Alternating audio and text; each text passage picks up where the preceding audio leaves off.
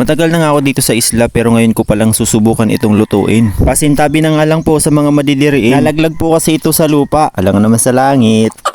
Ito nga po pala ay hinog na kamansi o tinatawag dito sa aming ugob. Sa nakikita nyo nga po sa video ay kinukuha ko yung buto. Opo, buto nga lang po yung kailangan at lalagain ko nga yan. Dahil nga po sa hirap ng buhay ay talo-talo na, laman tiyan din naman yan nga ni. Noong isang araw pa nga ito nalaglag at nakahandusay na nga ito sa lupa. Pinapunta ko nga sa baybayin yung anak ko para silipin kung malaki pa ang dagat at ayun nga malaki pa nga yung dagat kaya ito na lang yun na pagdiskitahan kong i-video. Baka naman po magtaka kayo na sa tagal ko na dito sa isla ay hindi pa ako nakakakain ng nilagang buto ng kamansi. Huwag po kayong magagalit at ipapaliwanag ko nga ni.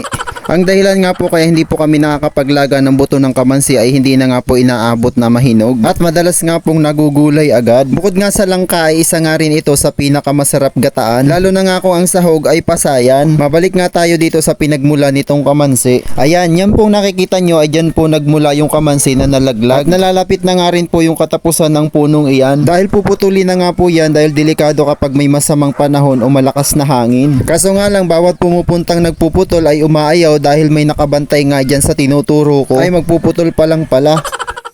Yung binanggit ko pong nakabantay sa punong iyan ay walang iba kundi yung tinatawag ditong kiyot o yung parang maliliit na honeybee. Ayan, dahil sa pangmalakasang pang video ko ay nakita nyo na yung bunga kaso hindi naman masyadong klarado.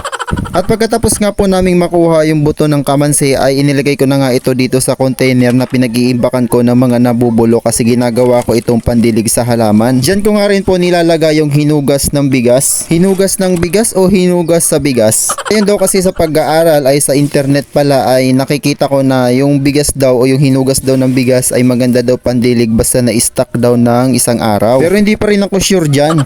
Pagkatapos nga ay naggatong na ako gamit itong pangmalakasan naming lutuan.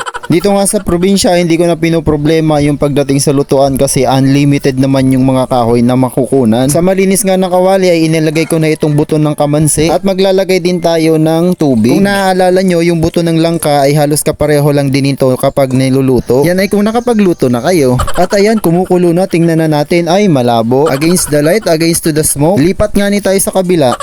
Ayan, medyo okay na kaso hindi pa nga lang luto. Aantayin ko pa nga ning maubos yung sabaw. At ayan, magic, hubas na agad. Kapag nga pala nagkaroon na ng crack sa balat ay ibig sabihin nito ay luto na. At ang susunod naman natin gagawin ay ano pa nga ba? E di syempre kainan na.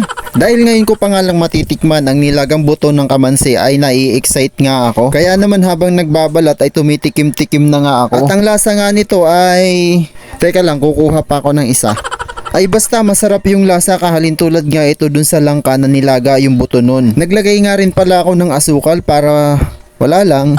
Ang masasabi ko lang ay pwede na nga rin itong pang merienda at parisan nga ito ng kape. At dito ko na nga ito dinala sa garden ko at dun ko nga ito kakainin sabay higop ng kape at tingin-tingin sa mga tanim. Yati, shout out sa'yo, Nay.